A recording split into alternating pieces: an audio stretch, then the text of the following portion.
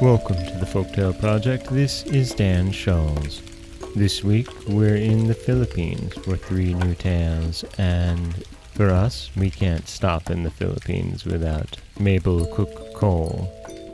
This story is one of the kinds that I really enjoy in that it's not really what you think it is, especially when you hear the title. Or maybe it is. You decide.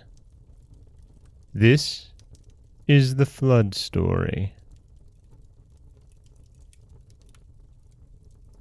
Once upon a time, when the world was flat and there were no mountains, there lived 2 brothers, sons of Lumawig, the Great Spirit.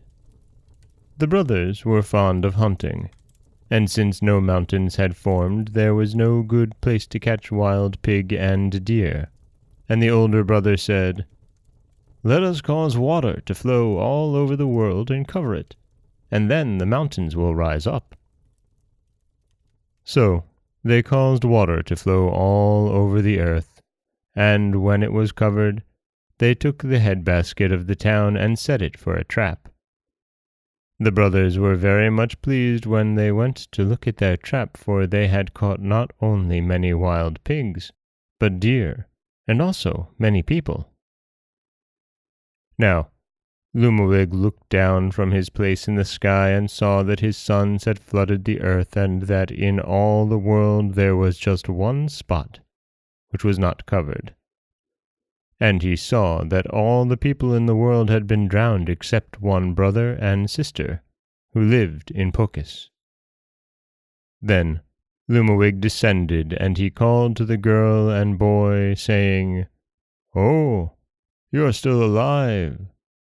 "Yes," answered the boy, "we are still alive, but we are very cold." So Lumawig commanded his dog and deer to get fire for the boy and girl.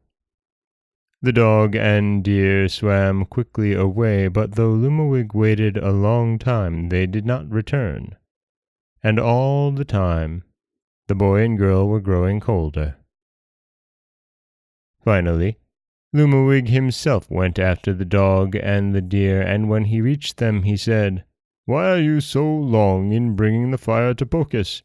Get ready, and come quickly while I watch you, for the boy and the girl are very cold."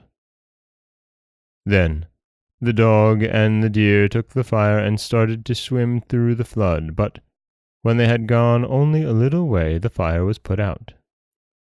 Lumawig commanded them to get more fire, and they did so, but they swam only a little way again, when that of the deer went out, and that of the dog would have been extinguished also had not Lumawig gone quickly to him and taken it. As soon as Lumawig reached Pocus, he built a big fire which warmed the brother and sister, and the water evaporated, so that the world was as it was before, except that now there were mountains.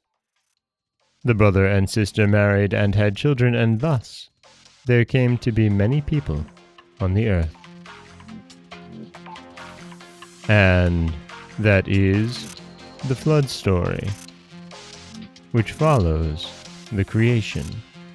Really, you hear the Flood Story coming after the creation in a book of tales, and it seems awfully familiar, doesn't it? But this story is so much better than the Bible's flood.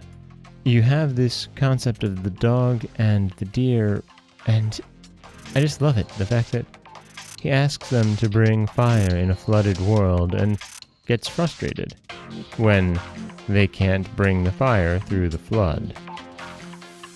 This is Dan Scholes for the Folktale Project. Don't forget that you can subscribe to the podcast on Apple Podcasts, Stitcher, Google Play, Overcast, anywhere you like to get your podcasts. You can follow us on Twitter at Folktale Project. You can find us on Auto Radio, TuneIn Radio, iHeartRadio, Spotify, anywhere you like to listen. And you can always head over to folktaleproject.com, where you'll find a new story waiting for you every Monday, Wednesday, and Friday. Don't forget that you can help support the podcast by heading over to patreon.com/folktaleproject, where for as little as $1 a month, you can get early access for every story told. As always, thank you so much for listening.